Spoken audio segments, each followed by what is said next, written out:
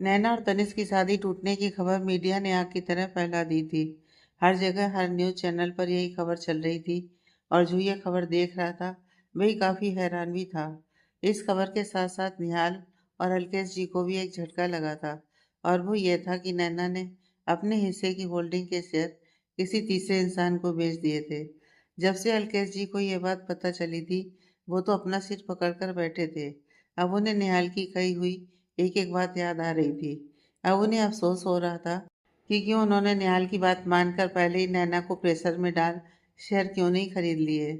दूसरी तरफ निहाल गुस्से में इधर से उधर चक्कर लगा रहा था। न जाने वो कितने ही फोन कर चुका था और कितने ही लोगों के फोन से आ चुके थे। होल्डिंग कंपनी में अल्केश जी 50% के शेयर होल्डर थे, जिनका नॉमिनी खुद निहाल था, और उसी तरह 50% की शेयर होल्डर नैना के पिताजी थे, जिनकी नॉमिनी नैना थी। अपनी शादी से एक दिन पहले जब नैना निहाल से बात करके निकली, उसने तभी अपने शेयर में से 5% तनिष्क के नाम कर दिए और बाकी 45% किसी अनजान को भेज दिए। अब तक ये सारी डिटेल्स निहाल के सामने आ चुकी थी और वो गुस्से में बौखलाया हुआ था। उसे नैना पर बहुत ज्यादा गुस्सा आ रहा था। हालांकि नैना उसे जाने से पहले कह कर गई थी कि वो शायद अब होल्डिंग कंपनी और ड्रीम डेकोर्स के साथ काम नहीं करेगी, क्योंकि तनिष्क ऐसा चाहता था। मगर उसने एक बार भी अपने शेयर निहाल को बेचने की नहीं सोची।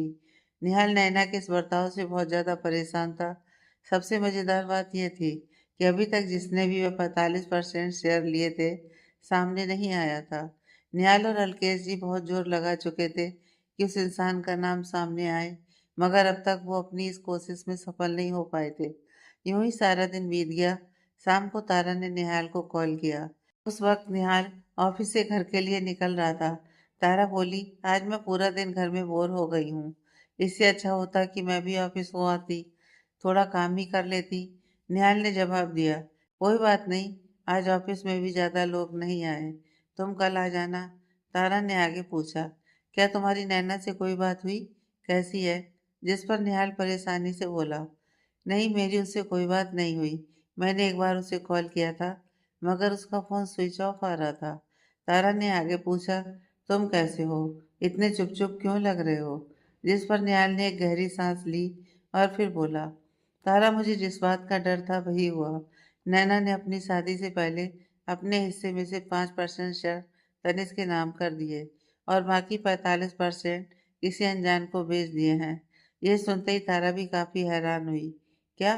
पर नैना ऐसा कैसे कर सकती है? तुम्हारी बचपन की दोस्त है।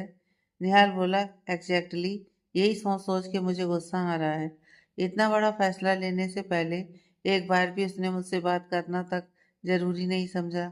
मैं उसे उसके शेयर से ज्यादा कीमत देने को भी तैयार था, मगर उसने इतनी बड़ी बेवकूफ़ी कर दी कि किसी अनजान को ये शेयर बेच दिए। जिस पर तारा ने पूछा, अनजान मतलब? क्या तुम जानते नहीं कि शेयर किसके पास गए? निहाल बोला, मैं और डैड तब से यही जानने की कोशिश कर रहे हैं, मगर अब तक अभी हम उस इंसान का कुछ पता नहीं लगा पाए। जिस कंपनी के नाम पर उसने शेयर बेचे हैं, वो कंपनी मुंबई के किसी बिजनेसमैन की है, जिसका दूर दूर तक हमसे कोई लेना देना भी नहीं है। तारा निहाल की सभी बातें सुनती रही। वो समझ रही थी कि इस वक्त निहाल किस परेशानी से गुजर रहा है। निहाल ऑफिस से बाहर आकर अपनी गाड़ी में बैठ चुका था। तारा भी निहाल से फोन पर बात कर रही थी। फिर बोली, निहाल, गाड़ी चलाते हुए फोन पर बात मत करो, तुम आराम से घर पहुंच जाओ, हम फिर बात करेंगे। जिस पर निहाल ने सिर्फ हाँ में जवाब दिया। आज वो सच में काफी परेशान था। एक ऐसी कंपनी जो उन्होंने खुद से शुरू की थी और इतने ऊंचे मुकाम पर पहुंचकर अब पता चल रहा था कि कोई अनजान उनके साथ आकर उनकी वह कंपनी चलाने वाला है। पता नहीं वो इंसान कैसा होगा, और ऊपर से कंपनी में अब 5% शेयर तनिष्क के भी थे। निहाल को कुछ समझ में नहीं आ रहा था कि वो क्या करे। अल्केश जी भी परेशानी से अपने ऑफिस में बैठे हुए थे कि तभी उन्हें उनके खबरी का कॉल आया। ये वही खबरी था जिसे अल्केश जी ने तारा की इंफॉर्मेशन निकालने के लिए कहा था। खबरी बोला, सर, आपने जिसके बारे में इंफॉर्मेशन मांगी थी वो मेरे पास आ चुकी है, मगर मैं आपको फ़ोन पर नहीं मिलकर बता पाऊंगा। अल्केश जी बोले, ठीक है, मैं भी अपने ऑफिस में ही हूँ, तुम यहीं आ जाओ। कुछ देर में उनका खबरी उनके ऑफिस पहुंच चुका था। उसने अल्केश जी की तरफ एक फाइल बढ़ाई और बोला, सर, इस लड़की का नाम तारा शर्मा है। यही बेंगलुरु में अपनी बुआ गीता मेहरा के साथ रहती है। दोनों मिलकर एक बेकरी और फ्लावर शॉप भी चलाते हैं। तारा एक आर्किटेक्चर की स्टूडेंट रह चुकी है, मगर कोई स्कॉलरशिप के पंगे की वजह से पढ़ाई बीच में ही छोड़नी पड़ी। अलकेश जी ने भी तब तक फाइल पढ़नी शुरू कर दी थी। अचानक ही रुके और उन्होंने खबरी को वहां से जाने का इशारा किया। उसके जाने के बाद अलकेश जी ने वापस अपनी नजरें उस फाइल में गड़ा लीं, मगर जैसे जैसे वो फाइल पढ़ रहे थे, वैसे वैसे उनके हाव भाव बदल रहे थे। वो काफी परेशान दिख रहे थे।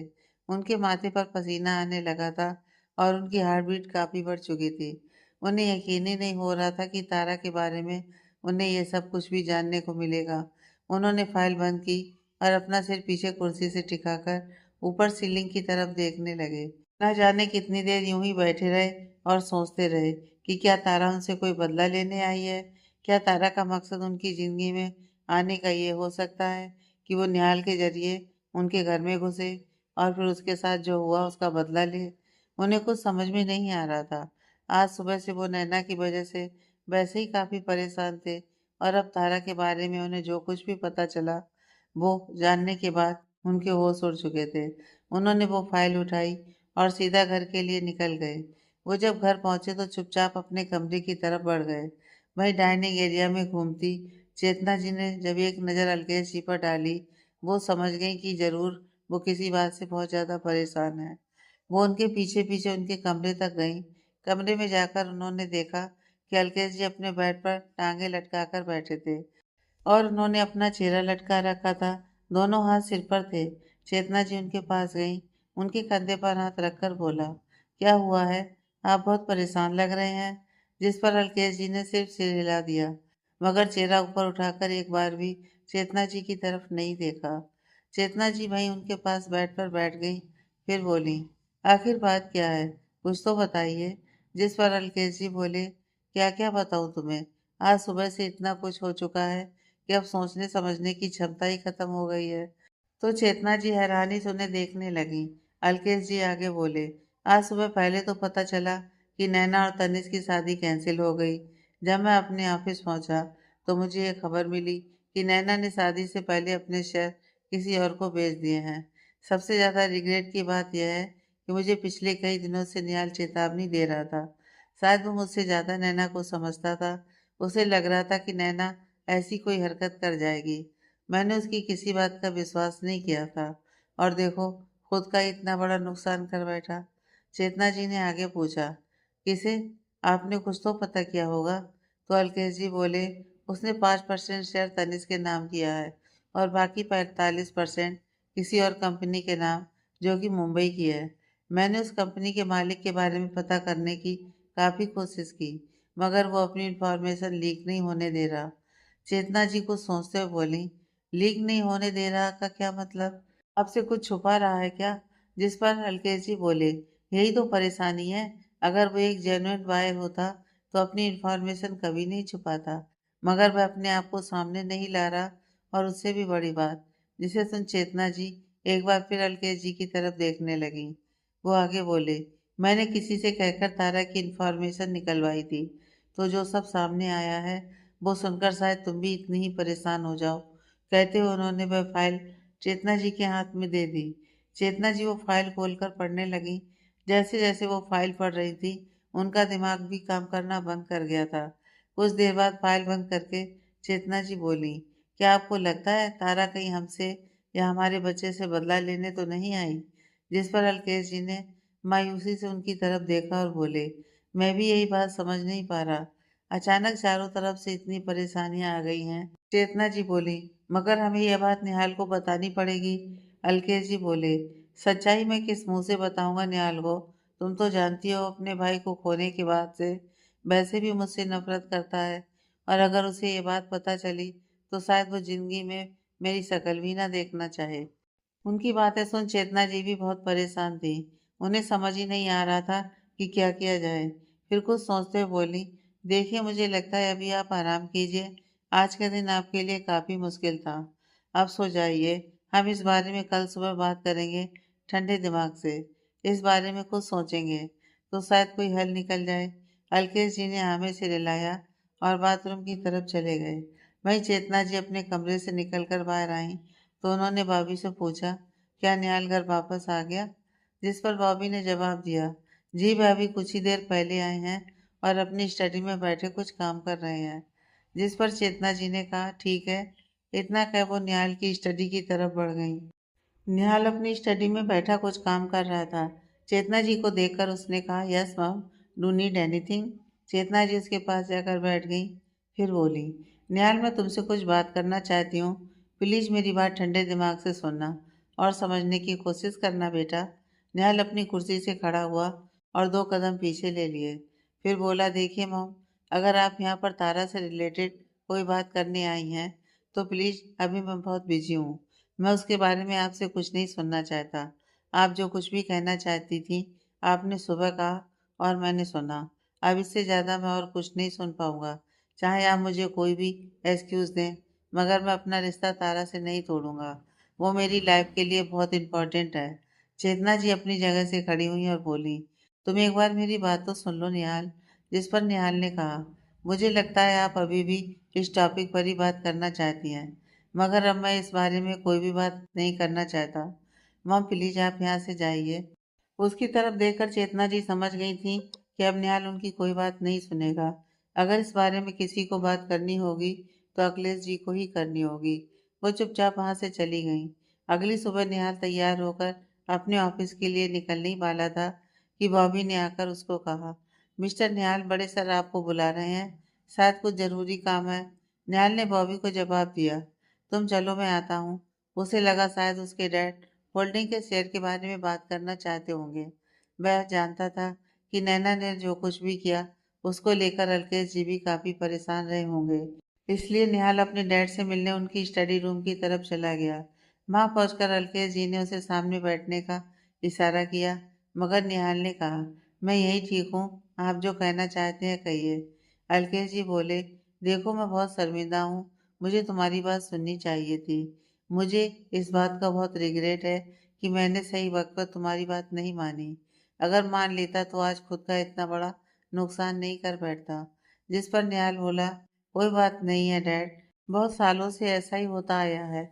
आपको मेरी जजमेंट पर, मेरे काम पर हमेशा ही शक रहता है, तो इसमें नया क्या है? हाँ, ये बात और रही कि इस बार आपका काफी ज्यादा नुकसान हुआ है, तो शायद आप अगली बार से मेरी बात पर शक ना करें। अल्केश जी निहाल की तरफ मायूसी से देखते हुए बोले, निहाल मैं बहुत परेशान हूँ बेटा, मुझे तुम्हारी बहुत चिंता है। जिस पर निहाल बोला, आपको मेरी चिंता करने की कोई ज़रूरत नहीं है। मैं अपनी ज़िंदगी में जहाँ भी हूँ खुश हूँ। अपनी पढ़ाई पूरी करके अपनी मेहनत से आज मैंने अपनी कंपनी को एक अलग मुकाम पर खड़ा किया है और अब मेरी ज़िंदगी में मेरा प्यार भी मेरे साथ है। आप मेरी फिक्र मत कीजिए और अपनी होल्डिंग पर ध्यान दीजिए। जिस पर अल्केश जी ने गहरी सांस ली और फिर बोले, मैं तुमसे कुछ बहुत ज़रूरी बात करना चाहता हूँ।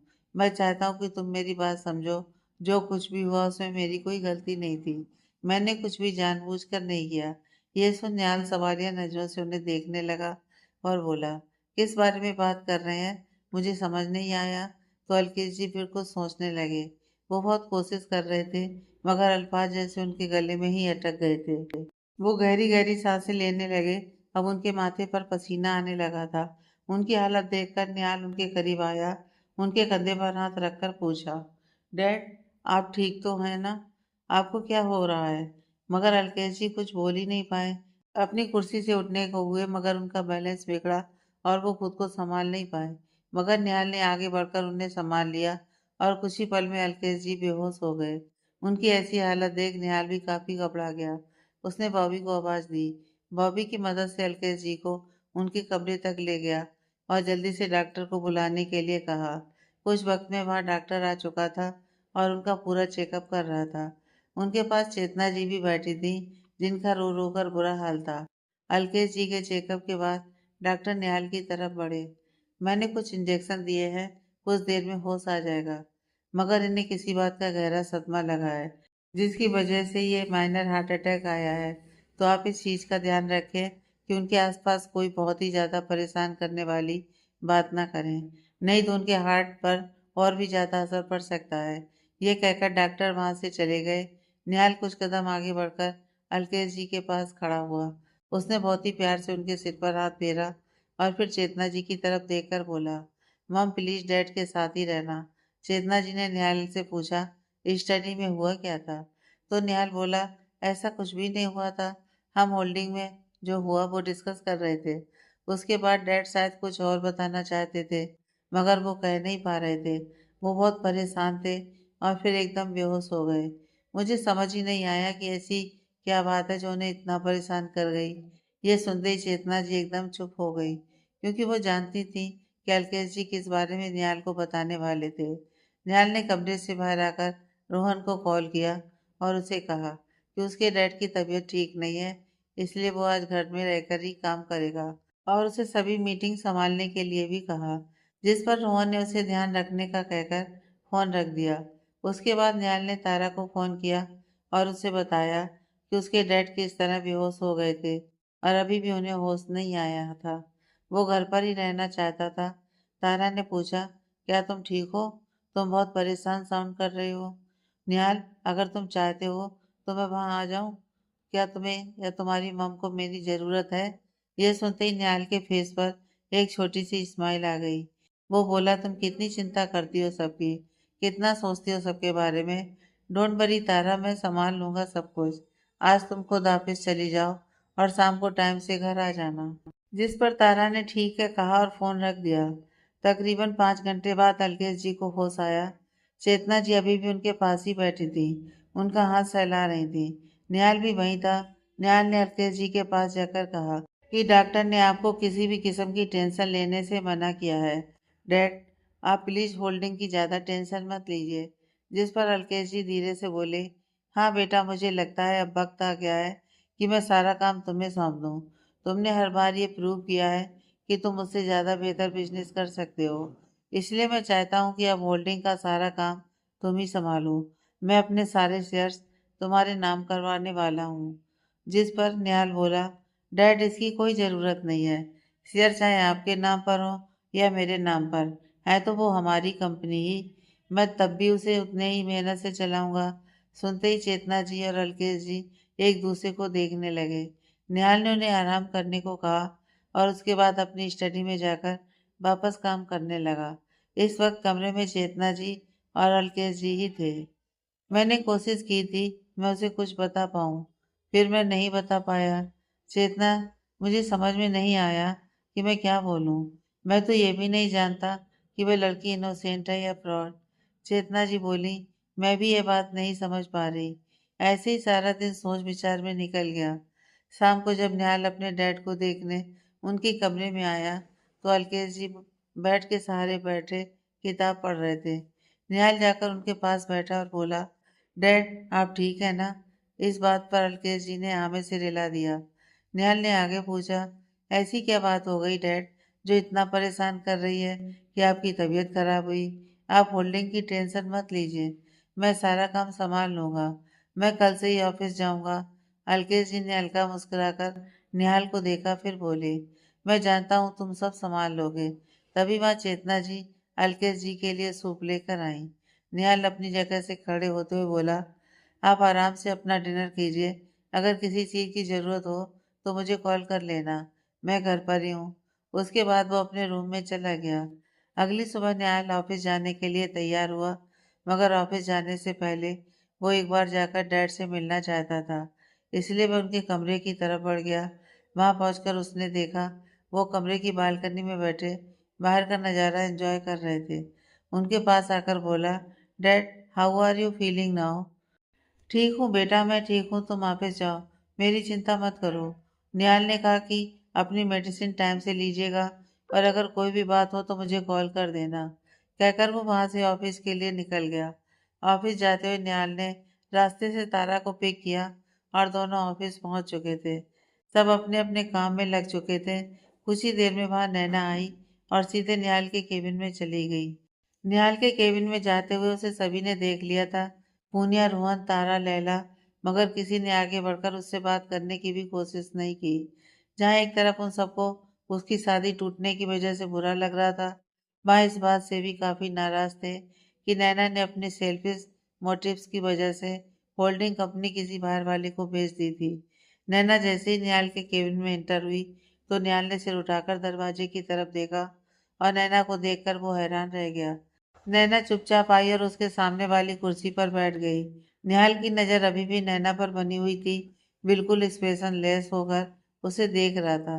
नैना आगे बोली, सॉरी निहाल, मैं जानती हूँ तुमने मुझे कई फोन किए, मगर मैं कल काफी अपसेट थी, इसी वजह से मैंने किसी का भी फोन रिसीव नहीं किया। निहाल ने कोई जवाब नहीं दिया। नैना आगे बोली, मैं तुमसे एक और बात करना चाहती हूँ, होल्डिंग कंपनी के बारे में। जिस पर निहाल ने गुस्से में कहा, होल्डिंग कंपनी के बारे में अब क्या बात करना चाहती हो तुम? सब कुछ तो तुमने बर्बाद कर दिया। मैं तुम्हें कब से कह रहा था कि अगर तुम अपना शेयर बेचना चाहती हो तो मैं तुम्हें ज्यादा पैसे देने के लिए तैयार हूँ, मगर तुमने ये कंपनी किसी अनजान को बेच दी। जिस पर नैना झट से बोली, अनजान नहीं है वो, मुंबई के एक जाने माने आर्किटेक्ट हैं। निहाल बोला, कौन आर्किटेक्ट? किस कंपनी के नाम पर तुमने कंपनी बेची है? वो अपनी कोई भी इंफॉर्मेशन बाहर लीक नहीं होने दे रहा। तुम कह रही हो आर्किटेक्ट है, मगर वो तो मुंबई के एक्सपोर्ट इम्पोर्ट का बिजनेस करता है। ये सुन नैना काफी हैरान थी। मैं बोली, मगर ऐसे कैसे? निहाल बोला, मुझे इसी बेवकूफ़ी की उम्मीद थी तुमसे। और किससे पूछकर तुमने हमारी कंपनी के 5% शेयर तनिष्क के नाम किए हैं? ये सुनते ही नैना का मुंह लटक गया। वो बोली, मैं नहीं जानती थी कि तनिष्क मेरे साथ शादी वाले दिन ऐसा करेगा। मैं तो बहुत पहले ही उसके नाम शेयर कर दिए थे। मैं इस कंपनी में और काम नहीं करना चाहती थी, मगर मुझे लगा कि मेरा ऐसा करने पर तनिष्क मुझसे खुश हो जाएगा, मगर यहाँ तो सब उल्टा हो गया। निहाल अभी भी बेहद गुस्से से नैना को घूर रहा था। फिर बोला, और कुछ? जिस पर नैना ने हैरानी से निहाल को देखा और बोली, तुम मुझसे ऐसे कैसे बात कर सकते हो? हम तो बचपन के दोस्त हैं ना। मुझे लगा मेरे साथ इतना कुछ हो गया है तो मुझे तुम सपोर्ट करने आओगे। निहाल अपनी जगह से खड़ा हुआ और दोनों हाथ जेब में डालकर नैना को घूरते हुए बोला, क्या तुम्हें होल्डिंग कंपनी के शेयर बेचते वक्त हमारी बचपन की दोस्ती याद नहीं आई, जो यहाँ पर मुझसे दोस्ती का वास्ता देकर बात करने चली आई हो? दोस्त होने के नाते मैंने तुम्हें कल बहुत बार कॉल किया। मैं तुम्हारे लिए परेशान था, मैं तुम्हारी चिंता कर रहा था, मगर तुमने क्या किया? तुमने परसों ही सारे शेयर बेच दिए थे और किसी को बताना जरूरी तक नहीं समझा। नैना बोली, मैं बताना चाहती थी मगर मौका ही नहीं मिला। अब निहाल लगभग चिल्लाते हुए बोला, कैसे मौका नहीं मिला? तुम एक दिन पहले यहाँ पर मुझसे मिलकर गई थी और तुम कहती हो कि तुम्हें मुझसे बात करने का मौका नहीं मिला। यहाँ रोने धोने मचाने की जगह अगर तुम मुझे कहती कि तुम कंपनी के शेयर बेचना चाहती हो तो क्या मैं तुम्हारी बात नहीं सुनता? नैना, ये ड्रामा करना बंद करो। अब मैं तुम्हारी बातों में नहीं फंसने वाला। नैना समझ रही थी कि निहाल को बहुत गुस्सा आया हुआ है और वो उसकी किसी भी बात को नहीं मानेगा। वो चुपचाप अपनी जगह से उठी और बोली, देखो निहाल, मुझे लगता है कि हम तब बात करेंगे जब तुम्हारा गुस्सा कुछ शांत हो जाएगा। ये कहकर वो वहां से चली गई। निहाल गुस्से में इधर से उधर चक्कर लगाने लगा। नैना के वहां से जाने के बाद तारा केबिन में आई। उसने सीधा निहाल के पास आकर पूछा, तुम ठीक हो? मैंने अभी यहाँ से तारा को जाते हुए देखा। निहाल ने कोई जवाब नहीं दिया। वो बस अपना गुस्सा शांत करने की कोशिश कर रहा था। उसने बेहद आराम से तारा से कहा, मैं कुछ देर बाद हवा खाकर आता हूँ। इतना कहकर वहां से चला गया। तारा को उसका बिहेवियर बहुत अजीब लगा, मगर वो कुछ नहीं बोली। वो समझ सकती थी कि निहाल इस वक्त कितने गुस्से में था और नैना ने जो उसके साथ किया था उसके लिए वह उसे कभी माफ नहीं करने वाला था। तारा भी अपने वर्क स्टेशन पर आई और अपना काम करने लगी। उसे लग रहा था कि निहाल कुछ देर हवा में घूम कर आएगा तो शायद उसका मन शांत हो जाए। तकरीबन शाम के 5 बज चुके थे। अब तारा को ध्यान आया कि शायद निहाल ऑफिस वापिस आया ही नहीं। उसने निहाल के केबिन में जाकर देखा तो वो केबिन में नहीं था। उसने वापस आकर लैला से पूछा तो लैला बोली, निहाल सर तो वापस ऑफिस आए ही नहीं। मैं भी उन्हें जरूरी मीटिंग के लिए कॉल कर रही थी, मगर उन्होंने मेरा फोन नहीं उठाया। शायद बहुत ज्यादा परेशान है। तारा को समझ ही नहीं आ रहा था कि निहाल अचानक कहाँ चला गया, वो भी बिना बताए। अब उसे निहाल की चिंता होने लगी थी। तारा के चेहरे पर परेशानी देख लैला बोली, तुम चिंता मत करो। जब मिस्टर निहाल ज्यादा परेशान होते हैं तो वो हवा खाने के लिए अपने समर हाउस चले जाते हैं। ये सुन तारा ने हैरानी से लैला की तरफ देखा, फिर पूछा, कौन सा समर हाउस? वो जो पहाड़ी के पास बना है? लैला ने हामी से रिलाया और बोली, हाँ भाई, इतना कह वो अपने काम में लग गई। तारा ने एक बार फिर निहाल को फोन मिलाया, मगर निहाल ने उसका फोन भी नहीं उठाया। तारा वहां से निकली और एक कैब कर सीधा निहाल के समर हाउस की तरफ गई। तकरीबन 2 घंटे बाद वो निहाल के समर हाउस के बाहर पहुंची तो उसने देखा कि निहाल की गाड़ी वहीं खड़ी थी। उसे समझते देर न लगी कि निहाल वहीं आया है। वो चुपचाप गार्डन से होते हुए अंदर चली गई। उसने अंदर जाकर देखा कि निहाल अपने ओपन किचन में खड़ा अपने लिए कॉफी बना रहा था। बाहर होती खटपट को सुन निहाल ने जब पीछे पलट कर देखा तो सामने तारा को देखकर एकदम हैरान हो गया। फिर बोला, तुम्हें कैसे पता मैं यहाँ पर हूँ? तारा ने अपना बैग साइड में रखा और सीधा जाकर निहाल के गले लग गई। कुछ देर दोनों ऐसे ही एक दूसरे को थामे खड़े रहे। निहाल ने इंडक्शन ऑफ कर दिया था। फिर तारा निहाल से अलग होकर बोली, मैं तुम्हें कब से फोन कर रही थी। अगर तुम अकेले रहना चाहते थे तो एक मैसेज कर देते। मुझे तुम्हारी बहुत चिंता हो रही थी। निहाल एकटक तारा के चेहरे को देखता रहा, मगर कुछ नहीं बोला। जब तारा ने देखा कि निहाल उसे इंटेंस नजरों से देख रहा है तो उसने अपनी एक आईब्रो उठाकर पूछा, ऐसे क्या देख रहे हो निहाल? निहाल ने नामे से रिलाया और आगे बढ़कर तारा के होठों पर किस कर लिया। तारा ने इसकी उम्मीद नहीं की थी। वो इसके लिए बिल्कुल भी तैयार नहीं थी। जैसे ही निहाल के होंठ तारा के होठों पर आए, एकदम से तारा की आंखें फैल गईं। वो बड़ी बड़ी आंखों से निहाल को देखने लगी। निहाल अपनी आंखें बंद किए हुए बहुत सॉफ्टली तारा को किस कर रहा था। कुछ देर बाद तारा भी उस किस में इन्वॉल्व हो गई। अब उन दोनों की किस पैशनेट होती जा रही थी। निहाल तारा को ऐसे ही थामे हुए एक एक कदम आगे बढ़ रहा था। तारा अपना एक एक कदम पीछे ले रही थी। उसने कसके निहाल की शर्ट को पकड़ रखा था, जैसे डर रही हो कि कहीं गिर ना पड़े। ऐसे ही एक साथ कदम मिलाते मिलाते दोनों बेडरूम की तरफ चले गए। बेडरूम में जाकर निहाल ने तारा को बेड पर धक्का दिया और खुद उसके ऊपर आ गया। तारा निहाल को देखती रही। ना ही उसने उसे रोका और ना ही खुद से दूर जाने के लिए कोशिश की। निहाल एक बार फिर आगे बढ़ा और उसे किस करने लगा।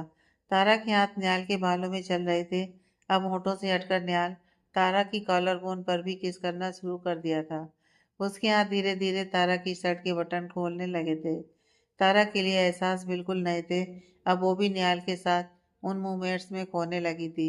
निहाल तारा को पैशनेटली किस कर रहा था और तारा उसका पूरा साथ दे रही थी। तारा अभी भी निहाल की आंखों में देख रही थी। निहाल आगे बढ़कर तारा की नोच पर किस कर ली। Are you ready? Do I have your permission? Tara एकटक निहाल को देखती रह गई। इस बार उसने खुद आगे बढ़कर निहाल को किस करना शुरू किया। दोनों ही आउट ऑफ कंट्रोल होते जा रहे थे। अब उस कमरे में सिर्फ उन दोनों की सांसों की आवाज गूंज रही थी और दोनों एक दूसरे में खो चुके थे। तकरीबन 1 घंटे बाद दोनों एक दूसरे से लिपटे हुए थे। तारा का सिर निहाल की चेस्ट पर था और निहाल धीरे धीरे तारा के बालों को सहला रहा था। दोनों अभी बिल्कुल चुप थे, मगर जैसे उनकी खामोशियां ही सारी बातें कर रही थी। तारा ने फिर पूछा, निहाल आर यू ओके? यह सुन निहाल ने धीरे से कहा, पहले नहीं था, but now I am feeling much better. कहकर उसने तारा की फोरहेड पर किस कर लिया। ऐसे एक दूसरे की बाहों में उलझे दोनों न जाने कब तक एक दूसरे का साथ एंजॉय करते रहे। अगली सुबह जब तारा उठी तो उसने देखा उसके आसपास कोई नहीं था। उसने धीरे से उठकर बैठने की कोशिश की, मगर उसकी लोअर रीजन में बहुत ज्यादा दर्द हो रहा था। इसलिए वो चुपचाप ऐसे ही लेट गई और आंखें बंद कर ली। कुछ मिनट बाद कमरे का दरवाजा खुला और निहाल एक ट्रे लेकर अंदर आया। तारा ने आंखें खोलकर निहाल की तरफ देखा और बहुत ही प्यार से बोली, गुड मॉर्निंग। जिस पर निहाल ने भी उसे बहुत ही स्वीटली जवाब दिया, गुड मॉर्निंग बेबी, तुम ठीक हो? कहते कहते वो ट्रे लेकर बेड पर तारा के पास ही बैठ गया। फिर बोला, तुम्हारे लिए कॉफी लाया हूँ, चलो उठो गर्म कॉफी पियो, यू विल फील बेटर। यह सुन तारा कुछ नहीं बोली तो निहाल ने उसे उठकर बैठने का इशारा किया। तारा ने नामे से रिलाया। अब निहाल को कुछ गड़बड़ लगने लगी। वो बेड के दूसरे साइड से होते हुए तारा के पास पहुंचा। निहाल बोला, आखिर प्रॉब्लम क्या है? तारा ने अपनी आंखें नीची कर ली और बेहद धीमे से बोली, मुझे बहुत दर्द हो रहा है, आई कांट वॉक। यह सुनते ही निहाल आगे बढ़ा और तारा को अपनी गोद में उठा लिया। फिर बहुत ही प्यार से उसकी तरफ देखते हुए बोला, तभी मैं तुम्हारी मदद के लिए आया था, पर तुम हो कि सुबह सुबह राशन पानी लेकर मुझ पर ही सवार हो गई। निहाल तारा को उठाकर सीधा बाथरूम ले गया। कुछ देर में उसे फ्रेश करवाकर बाहर ले आया और ले जाकर सोफे पर बैठा दिया। उसने आगे बढ़कर ट्रे में से कॉफी के मग उठाए और एक तारा की तरफ बढ़ाते हुए बोला, इसे पियो, तुम्हें बेटर फील होगा। तारा ने मग लिया और सिप सिप करके कॉफी पीने लगी। तारा की शक्ल से ही लग रहा था कि वो कितनी थकी हुई है, मगर फिर भी उसके चेहरे पर एक अलग ही ग्लो था और यही खुशी कुछ निहाल के चेहरे पर भी थी। निहाल ने पूछा, आज का क्या प्लान है तुम्हारा? तो तारा बोली, मेरा मन कर रहा है कि मैं फिर से सो जाऊं। मैं आज ऑफिस नहीं जा पाऊंगी। तो निहाल ने तारा की तरफ देखकर बेहद प्यार से कहा, it's okay, no problem. Coffee पी लो, चलो फिर घर के लिए निकलते हैं। मैं तुम्हें घर ड्रॉप कर देता हूँ। तुम आज सारा दिन आराम करना। मेरी तो मजबूरी है कि मुझे ऑफिस जाना पड़ेगा। यह सुनते ही तारा हैरानी से निहाल की तरफ देखने लगी। फिर बोली, मजबूरी? कैसी मजबूरी? तो निहाल बोला, तुमसे दूर जाने की मजबूरी। आज एक बहुत ज़रूरी मीटिंग है जिसे मुझे अटेंड करना पड़ेगा। अगर ये मीटिंग ना होती तो मैं आज का पूरा दिन तुम्हारे साथ यहीं पर स्पेंड करता। ये सुन तारा मुस्कुराने लगी। फिर बोली, तुम्हारी मीटिंग ज़रूरी है, तुम पहले उसे ख़त्म करो। यहाँ तो हम दोबारा भी आ सकते हैं। निहाल, काम ज़्यादा ज़रूरी है। निहाल बस एकटक तारा को देखता रहा। वो उसके पास ही लगे सोफे पर बैठा था, उसके हाथों की उंगलियों से खेले जा रहा था। तारा भी बेहद मासूमियत और आंखों में प्यार लिए उसे ही देख रही थी। उन दोनों ने एक दूसरे के साथ काफी स्पेशल मोमेंट्स बिताए थे। अब वो कल की सारी टेंशन भी भूल चुके थे। कुछ देर बाद दोनों तैयार हुए और वापस घर की तरफ निकल पड़े। निहाल ने तारा को उसके घर के बाहर छोड़ा और उसके बाद अपने घर चला गया, क्योंकि ऑफिस जाने से पहले वह एक बार अपने डैड को देखना चाहता था। वो अपने घर पहुंचा और ऑफिस के लिए रेडी हुआ। उसे गार्डन में ही बैठे अलकेश जी दिखे। निहाल उसी तरफ बढ़ा और उनसे पूछने लगा कि अब आप कैसा फील कर रहे हैं डैड? जिस पर अलकेश जी ने निहाल की तरफ चेहरा उठाकर देखा। फिर बोले, अब मैं ठीक हूँ निहाल, मैं बिल्कुल ठीक हूँ। और मुझे इस बात की खुशी है कि तुमने होल्डिंग का काम संभालना भी शुरू कर दिया है। तुम फिक्र मत करो, अगर कभी तुम्हें कोई भी ज़रूरत पड़े, किसी किस्म का कोई भी काम आन पड़े, तो मुझे ज़रूर याद करना। जिस पर निहाल ने हामी से रिलाया। अलकेश जी ने आगे पूछा, तुमसे कुछ बात करना चाहता हूँ। निहाल समझ गया कि शायद अलकेश जी वही बात करना चाह रहे हैं जिसकी वजह से उन्हें पहले भी अटैक आया था, मगर वो जानना चाहता था कि इतनी भी कौन सी सीरियस बात हो गई जिसकी वजह से वो इतना परेशान थे। अलकेश जी ने पूछा, क्या तुम तारा को लेकर सच में बहुत सीरियस हो? ये सुनते ही निहाल हैरानी से उन्हें देखने लगा और फिर बोला, यस डैड, मैं तारा को लेकर बहुत सीरियस हूँ। आई रियली लव हर। मैं अपनी ज़िंदगी भी उसी के साथ बिताना चाहता हूँ। ये सुनते ही अलकेश जी का चेहरा उतर गया और उनके बदलते हाव भाव निहाल ने भी नोटिस किए। फिर उसने पूछा, आखिर प्रॉब्लम क्या है डैड? मुझे साफ साफ बताइए। उस दिन भी आप मुझे कुछ बताना चाह रहे थे, मगर आपकी तबीयत बिगड़ गई। आप बिना ज़्यादा सोचे मुझे बताइए कि प्रॉब्लम क्या है, परेशानी क्या है। अलकेश जी बोले, मैं तुम्हें कुछ दिखाना चाहता हूँ, मेरे साथ मेरी स्टडी में आओ। कहकर वो दोनों वहाँ से उठे और अलकेश जी की स्टडी की तरफ बढ़ गए। स्टडी में पहुंचकर अलकेश जी ने कहना शुरू किया, निहाल, मुझे तुम्हारे और तारा के रिश्ते से कोई परेशानी नहीं है बेटा। मुझे तारा बहुत अच्छी लड़की लगी। जब उसे मैं पहली दफ़ा मिला था मुझे तभी वो बहुत पसंद आ गई थी, मगर अब मुझे उसके बारे में कुछ ऐसी इन्फॉर्मेशन मिली है जिसे जानना तुम्हारे लिए बहुत ज़रूरी है। निहाल खींचते हुए बोला, इन्फॉर्मेशन मिली है मतलब? क्या आप तारा की जासूसी करवा रहे थे? तो अलकेश जी बोले, नहीं ऐसी बात नहीं है, मगर फिर भी वो मेरे बेटे की होने वाली लाइफ पार्टनर है, उसके बारे में कुछ जानना चाहता था। इसी वजह से मैंने अपने किसी खास बंदे से उसके बारे में सभी इन्फॉर्मेशन निकलवाई। जिस पर निहाल बोला, मैं उसके बारे में सब जानता हूँ। ये सुनते ही अलकेश जी ने नामे से रिलाया और बोले, नहीं बेटा, तुम कुछ नहीं जानते, मगर आज मैं तुम्हें सब कुछ सच बताना चाहता हूँ।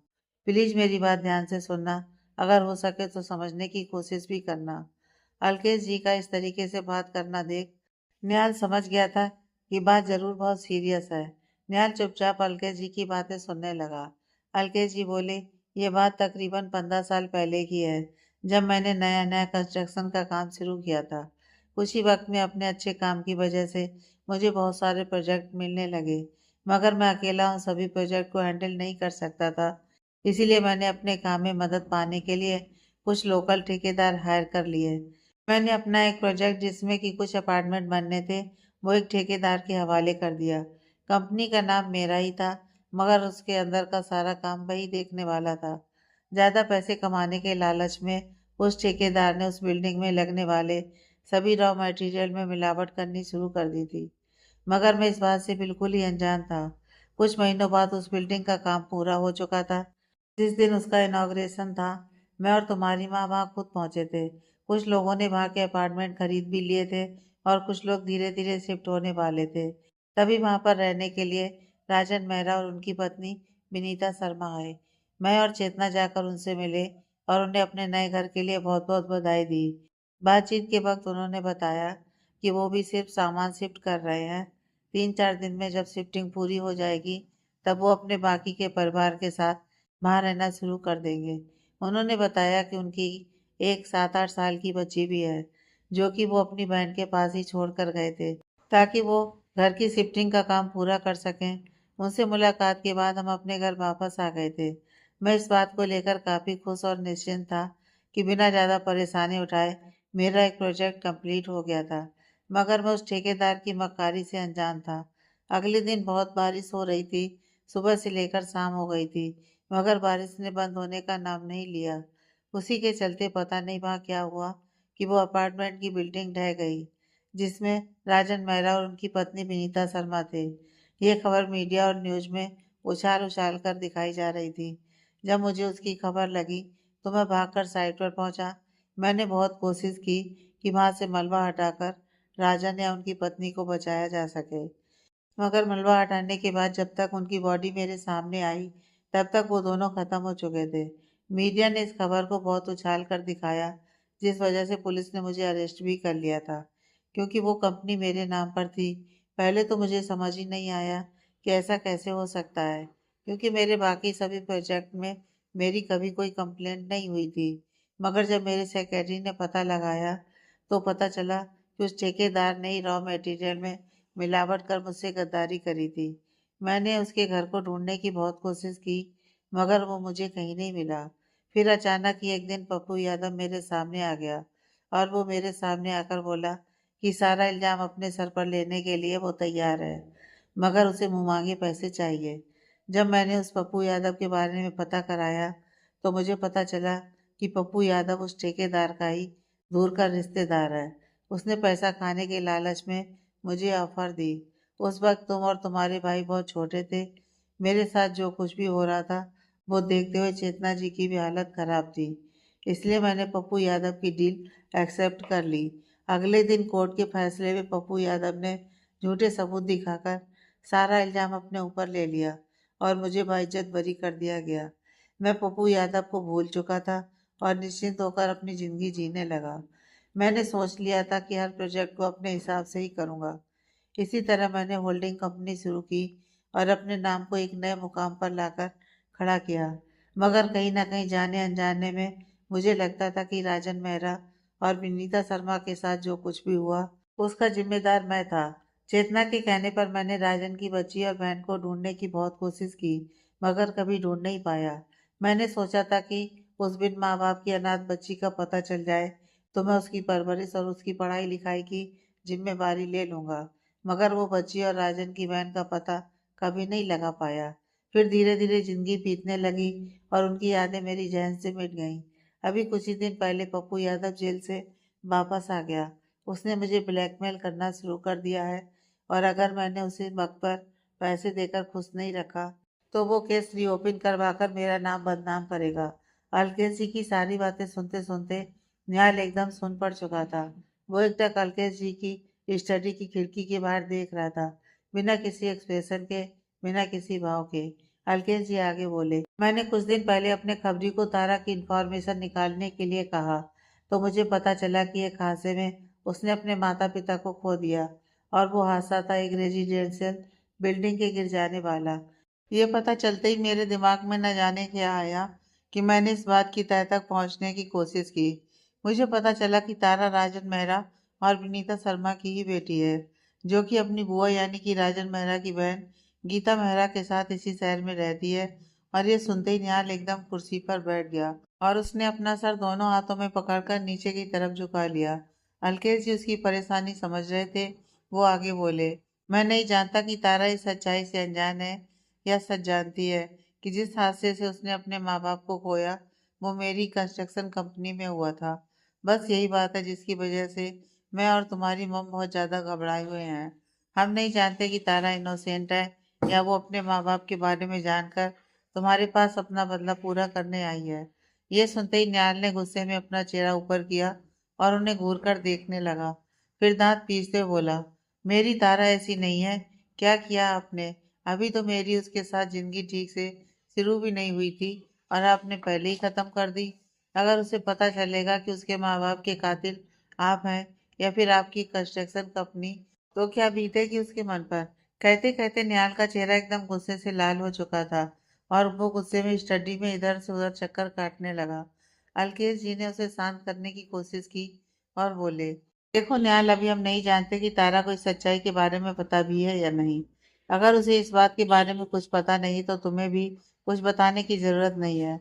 इस बात को दबी रहने दो, इसी में हम सबकी भलाई है। तुम चाहे तो तारा के साथ अपनी जिंदगी आगे शुरू कर सकते हो। जिस पर न्याल लगभग चिल्लाते हुए बोला, ऐसा सोच भी कैसे सकते हैं आप? इतना बड़ा झूठ, इतनी बड़ी बात मैं कैसे छुपाऊं उसे? मुझे समझ ही नहीं आ रहा है मैं उससे नजरें कैसे मिलाऊंगा। आप जानते हैं उसने जिंदगी में क्या कुछ देखा है, सिर्फ इस वजह से क्योंकि बचपन में ही आपकी उस कंपनी ने उसके माँ बाप छीन लिए। आप जानते हैं वो यहाँ तक कैसे पहुंची है, उसकी बूजी ने उसे कैसे पाला है, कितनी मुश्किलों का सामना किया है, सिर्फ इसलिए कि आपकी वजह से उसने अपने माँ बाप खो दिए। कोई बच्चा यह डिजर्व नहीं करता। और अब आप मुझे कह रहे हैं कि आपने उसे ढूंढने की कोशिश की मगर वो आपको मिली नहीं।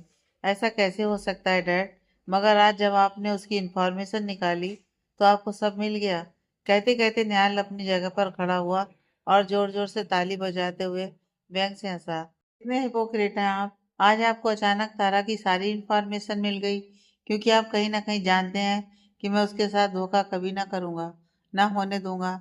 मगर आज से पहले आपने कभी कोशिश नहीं की उसे ढूंढने की। आप कैसे इंसान हैं? अब अलकेश जी भी काफी परेशान हो चुके थे। अपनी कुर्सी पर बैठे अपने दोनों हाथ सिर पर रखे बोले, मैं बहुत गलत हूँ इस बारे में, मगर मैं चाह कर भी कुछ नहीं कर सकता।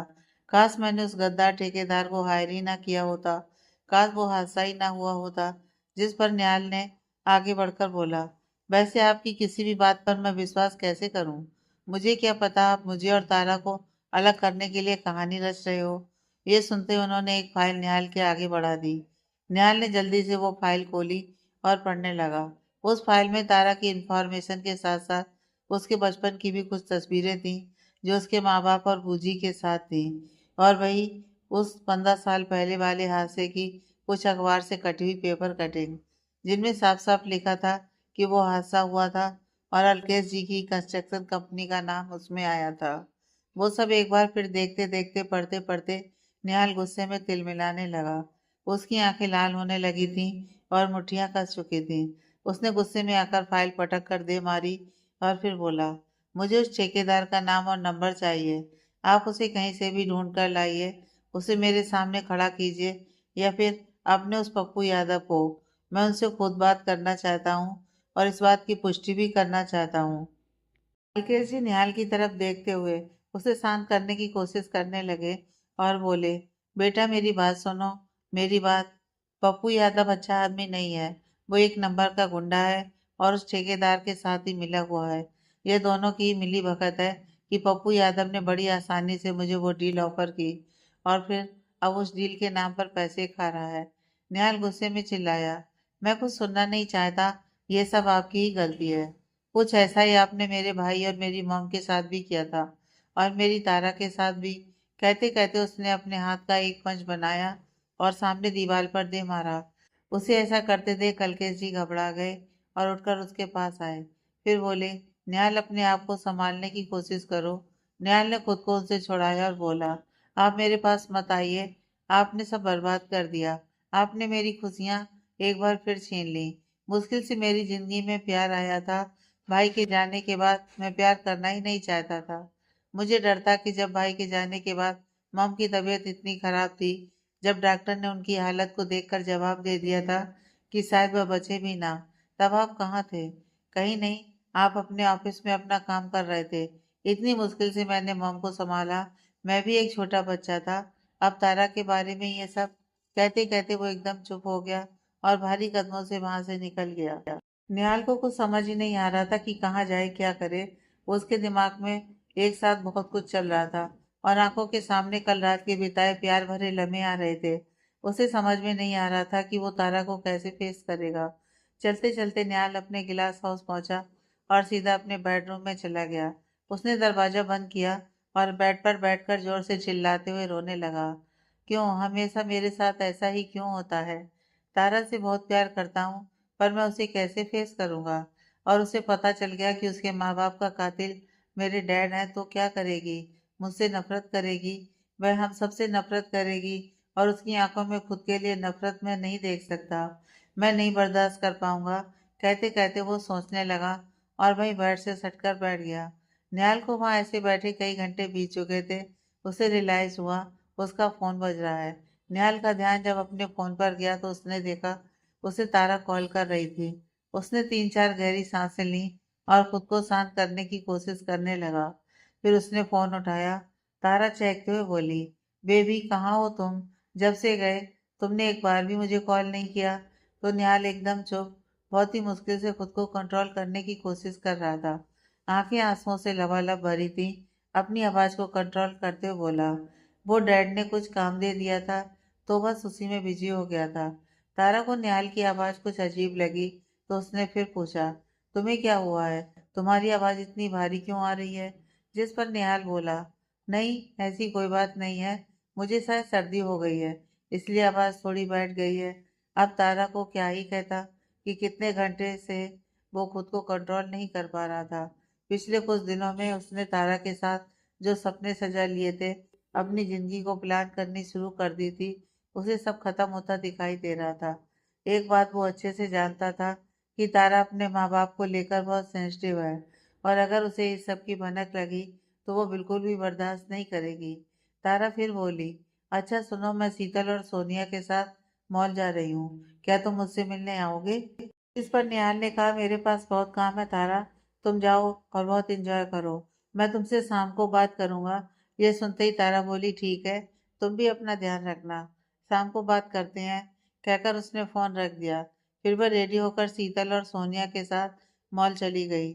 निहाल वहीं बैठा कई घंटे तक सोचता रहा और उसका ध्यान सिर्फ अपने फोन पर गैलरी में था, जिसमें उसके और तारा की अनगिनत फोटोज थी।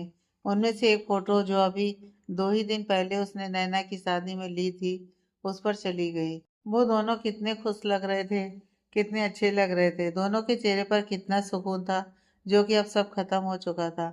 अचानक निहाल को तारा की बहुत याद आने लगी।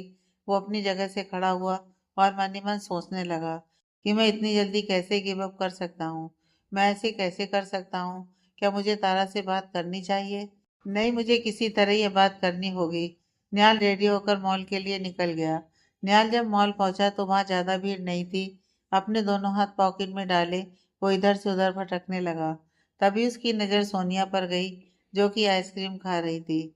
वो समझ गया कि तारा भी वहीं कहीं आसपास ही होगी। जब वो थोड़ा आगे बढ़ा तो देखा तारा भी उन्हीं के साथ घूम रही थी और बहुत खुश लग रही थी। तारा को इस तरह बेफिक्र होकर हंसते देख एक बार फिर निहाल की आंखों में आंसू आ गए और वह मन ही मन सोचने लगा कि कैसे पल भर में सब कुछ खत्म हो गया। सुबह तक हम दोनों एक साथ कितने खुश थे। मैंने हमारी जिंदगी के लिए क्या क्या प्लान किया था। तारा, मैं तुम्हें कुछ बता भी नहीं पा रहा। मुझे कुछ समझ नहीं आ रहा मैं क्या करूं। मैं तुम्हें कैसे फेस करूं? अगर तुम्हें इस बारे में कहीं बाहर से कुछ पता चला तो तुम कैसे रिएक्ट करोगी? सोचते सोचते निहाल तारा के पास आ चुका था। आइसक्रीम खाते खाते जब तारा की नजर सोनिया के पीछे गई तो उसने निहाल को खड़े देखा और एकदम एक्साइटमेंट में चिल्लाते हुए दौड़कर निहाल के गले से लग गई। निहाल उसके इस रिएक्शन की उम्मीद बिल्कुल भी नहीं कर रहा था। वो लड़खड़ाकर 2 कदम पीछे हुआ, मगर फिर भी खुद को संभाल लिया और कसकर तारा को गले लगा लिया। तारा निहाल के गले तो लगी थी, मगर उसे एक अजब अजब सी बेचैनी महसूस होने लगी। उसने निहाल से दूर होकर उसके चेहरे की तरफ देखा तो नोटिस किया कि उसकी आंखें बेहद लाल और सोजी थी, जैसे बहुत रोया हो। तभी पीछे से शीतल और सोनिया सामने आई और बोली, तो लवर्स, अब तुम दोनों साथ टाइम एंजॉय करो, हम चले अपनी शॉपिंग पर, कहकर वो दोनों वहां से निकल ली।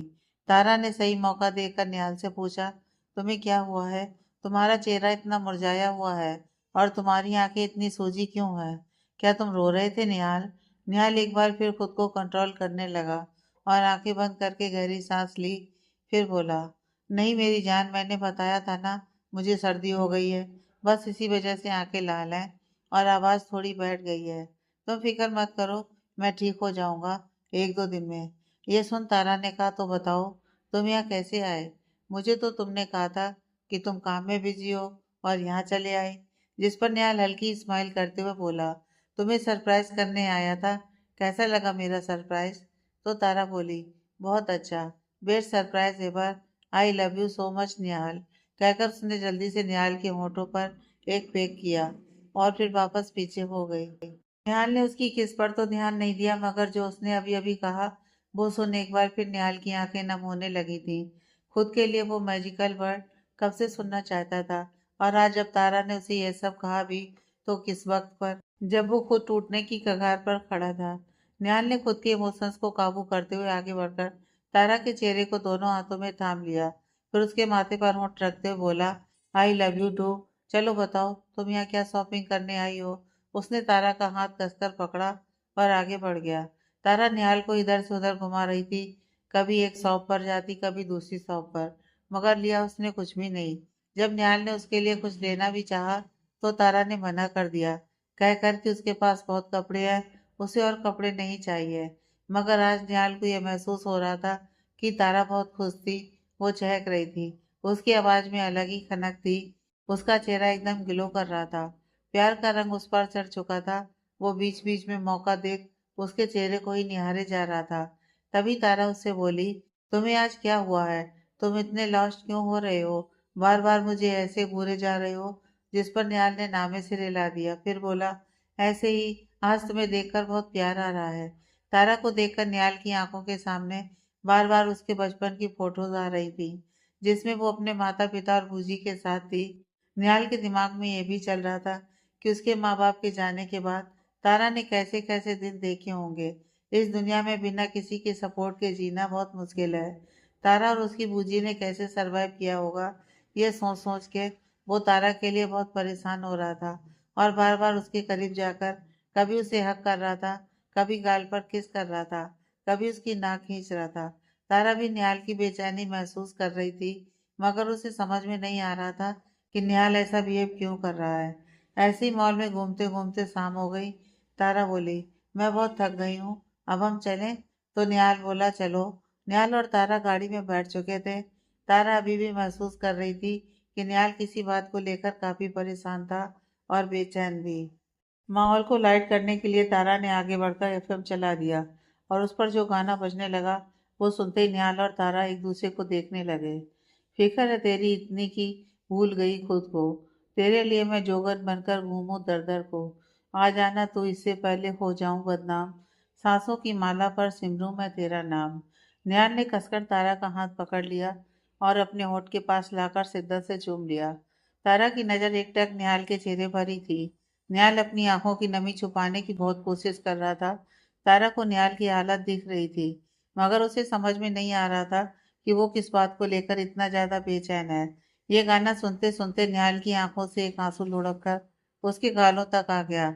उसने अपनी नजर सामने सड़क की तरफ कर रखी थी, मगर उसका ध्यान सिर्फ और सिर्फ तारा पर था। उसका मन कर रहा था कि तारा को सबसे दूर, कहीं दूर ले जाए। उसे डर लग रहा था कि तारा कहीं उससे दूर ना हो जाए। वहीं तारा ने अपना हाथ आगे बढ़ाया, बहुत ही प्यार से उसके चेहरे को अपनी तरफ करके उसके गाल पर आया आंसू साफ किया। फिर वो सवालिया नजरों से उसे देखने लगी, जैसे पूछ रही हो क्या हुआ। निहाल ने नामे सिर हिला दिया और अपनी नजर वापस सड़क की तरफ कर ली। निहाल की हालत देखकर अब तारा भी काफी परेशान हो चुकी थी। उसे समझ ही नहीं आ रहा था कि आखिर ऐसा भी क्या हुआ जो निहाल इस कदर परेशान था। उसने आज से पहले कभी निहाल को इस हालत में नहीं देखा था।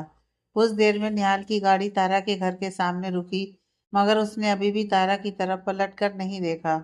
वही जानता था कि वो किस तरह से खुद को कंट्रोल करने की कोशिश कर रहा था। तारा ने बात शुरू करते हुए कहा, निहाल तुम्हारी हालत देखकर मुझे बहुत घबराहट हो रही है।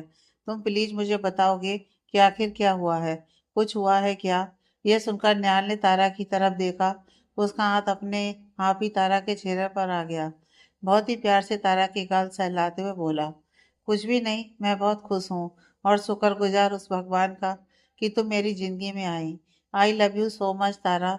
ये सुन तारा बोली, तुम खुश हो मेरे साथ और मैं खुश हूँ तुम्हारे साथ, तो फिर भी तुम खुश क्यों नहीं दिखाई दे रहे हो? कुछ हुआ है क्या? तुम प्लीज मुझे बताओ, कोई परेशानी है क्या? जिस पर निहाल ने एक बार फिर नामे से रिलाया और बोला, एक बात हमेशा याद रखना, चाहे कुछ भी हो जाए, मगर मैं हमेशा तुमसे प्यार करूंगा। कभी ऐसा हो कि हालात बदल जाएं, तुम मुझसे कितनी भी नाराज हो जाओ या मैं तुम्हें कुछ भी कहूँ, मगर ये बात हमेशा याद रखना कि मैं इस दुनिया में सबसे ज्यादा तुमसे प्यार करता हूँ। तुमसे पहले मैंने ऐसा कभी किसी के लिए फील नहीं किया, और अब जब से तुम मेरी जिंदगी में आई हो, मुझे नहीं लगता मैं यह जगह कभी किसी और को दे भी पाऊंगा। कहकर वो आगे बढ़ा और तारा के माथे पर किस करके पीछे हट गया। तारा भी अजीब एक्सप्रेशंस के साथ उसे देखे जा रही थी। फिर बोली, अगर तुम चाहो तो मैं अभी घर नहीं जाऊंगी। क्या तुम मेरे साथ कुछ और पल बिताना चाहते हो? जिस पर निहाल ने पूछा, मतलब? तो तारा ने अपनी बात पूरी की। पता नहीं क्यों आज तुमसे दूर जाने में बहुत बेचैनी महसूस हो रही है, जैसे मैं कुछ खो रही हूँ, जैसे कुछ होने वाला है। निहाल ने झट से तारा का हाथ कसकर पकड़ लिया। फिर बोला, तुम बिल्कुल परेशान मत हो, सब ठीक है। तुम सारा दिन की थकी हुई हो, घर जाकर आराम करो। निहाल ने यह कह तो दिया, मगर वो खुद तारा का हाथ छोड़ नहीं पा रहा था, और ना ही तारा गाड़ी से उतरकर अपने घर की तरफ बढ़ रही थी। दोनों बस एक दूसरे पर नजर जमाए बैठे थे, एकदम चुपचाप खामोश। जहां तारा निहाल की हालत देखकर परेशान थी, वहीं निहाल के मन में इनसिक्योरिटी आ चुकी थी कि सच्चाई जानने के बाद तारा उसे छोड़कर चली जाएगी। कुछ देर ऐसे ही बैठे रहने के बाद निहाल ने तारा से कहा, बहुत देर हो गई है, अगर तुम्हारी बूजी तुम्हें यहाँ मेरे साथ ऐसे बैठे देखेंगी तो गुस्सा करेंगी। तुम जाओ और आराम करो, हम कल सुबह मिलेंगे।